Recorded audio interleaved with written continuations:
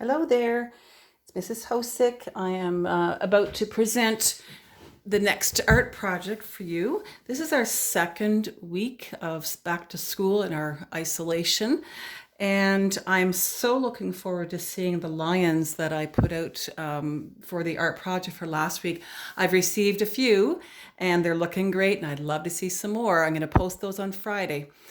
So your assignment this week for my K to 8s is pointillism. And this artist here, his name is George Seurat. He was very famous. He's a French painter for doing pointillism. And pointillism is drawing or painting with dots only. And sometimes there's a little bit of line work, but usually not. And this is one of his most famous paintings. If you can believe it, this is all done with little dots. And it's quite large, this piece. So I went on the internet and I found a few examples of different age students that have done different pointillism projects so that I could show you the range of projects you could do. So the first one I want to show you is a grade 1 student, I believe. And you can see they've probably used the end of a Q-tip for this, I think. And they've made some kind of, I think it might be an orange or maybe it's an apple, I'm not sure. But see how they've got different colors in the different places, like the red and orange here, the red and yellow, sorry. And they've made this beautiful background as well. So that's a grade 1 student. We have a grade 2 or 3, I think. And this student has done an Eiffel Tower. I love how it has more of a dark side on this one and a light one on this one. It shows a bit of shadow and highlighting. Love the colors in the sky, even a bit of green in there, which is kind of neat.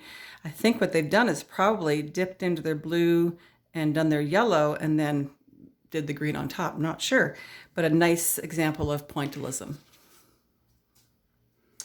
This one's getting a little bit more detailed. Grade 4 or 5 probably. This one shows a bit of line work to outline, which is totally fine. And I love the little detail of the flower in the center. Nice different colors of blue to show that it's swimming in the water. And then for my 5, 6, 7, 8 students, I'm expecting a little bit more detail from you guys. This one I'm showing, it's a grade 7, I believe, and it's even showing some monochromatic colors, which is our going from darks to lights or lights to darks. You can see how you got the tan colors in there, creating some shadows. It's really starting to make it look like it's actually real. A little more detail with that one, quite lovely. So I want to show you some different ways you can do your pointillism. You don't necessarily have to use paint. We're going to show you different things you could do. And for instance, for my younger ones, even if you wanted to try using buttons, if it's a circle, it's still a dot, it's still a point, isn't it? So I'm just going to make a little happy face here. And if you want to make a picture out of buttons or something, or stickers or whatever you can find, make a picture, take a picture, and then send it to me, or you can glue those on. So that's pointillism, right? So we're going to get rid of that. So we could use some buttons or other things. We could also use the end of a crayon, okay? And I'm going to dip it in my paint, and it'll make circles to make pointillism as well. I'm not going to really make a picture right now because I'm going to show you some stuff later, but I'm just going to show you how you can do some different things there. I mixed my paint, I didn't clean it, so I'm getting kind of a mixed color, which is kind of cool. You could also use the end of a bigger crayon to make bigger dots. Totally fine. Okay. Another kind of neat thing too is I found these buttons in my house, and because there's kind of a section missing, they're going to make a neat design. Even though they're not filled in, it's more like a printmaking, but you know what? It's still pointillism. I could make a picture out of that, no problem. All right. Another cool one I found, I'm gonna have to get a little more paint here. Another cool button I found was a little bit different shape. It actually will make a different shape. It's got an oval shape. Oops, paint here. Oops, got lots of paint on there. It's kind of an oval but it's also going to make some dots for you. Okay. All right. The other thing you can do is you can use markers, right? I'm just going to go dot, dot, dot, dot, dot, dot, dot, dot, dot.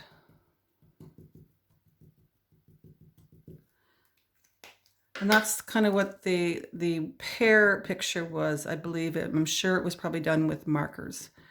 So you can dot your colors together like that for details.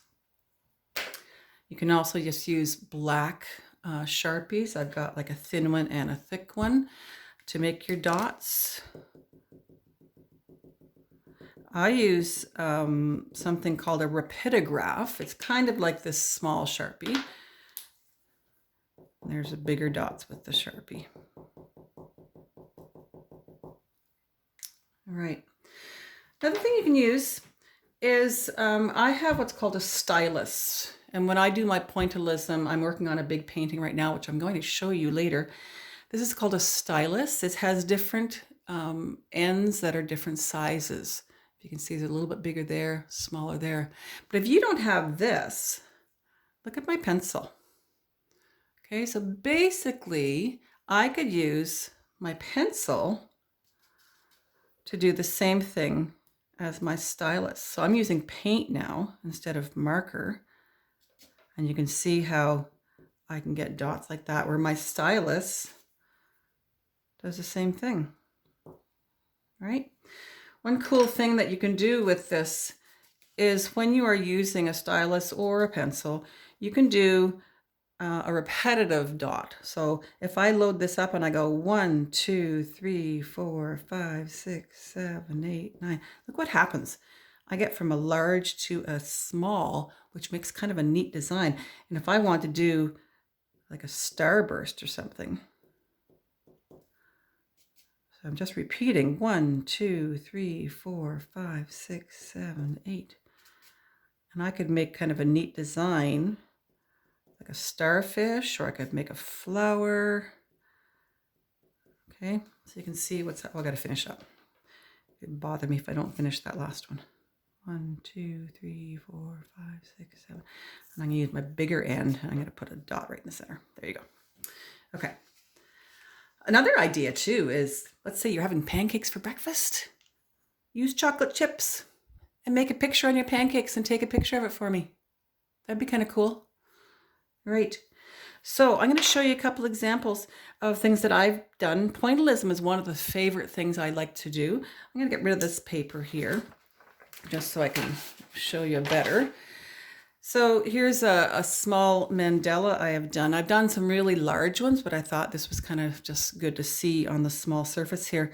So it's a lot of dots, lots and lots of dots, if you can see them there. I've even got some glitter, and I've got some painted sections too, but you can see how many dots there are, repeating pattern of dots.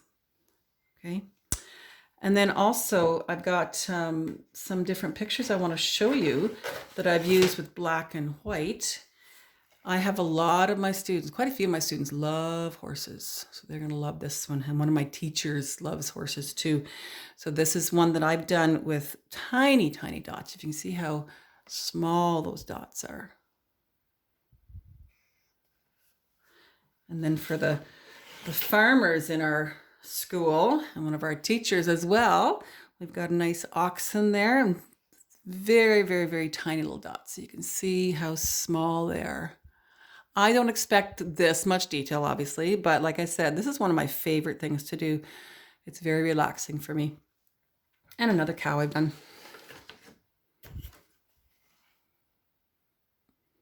Love her face.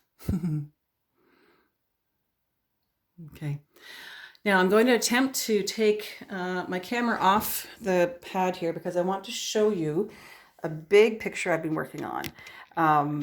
Since we started into the isolation, I expected this picture to take me about a year, but I've been working on it, and this is an 18 by 36 painting. It is Pointillism. And I've spent probably about 70 hours on it so far. The right-hand side of the petal there, it's not quite done. I'm still working on it.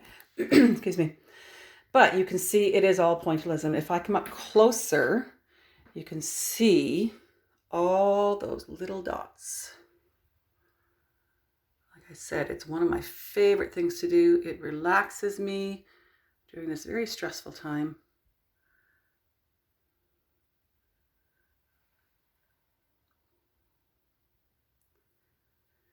So I'm very anxious to see all your pointillism projects for next week. I'll be posting them on our Facebook page for our school, and other ones who are following my channel, I will post your pictures, or if you can post them in the comments, that would be lovely, because I'd love to see them. I know my great nieces have done a few of the line project last week, and it was fun to see that. So have fun this week. And I will see you next week with the next project. Bye.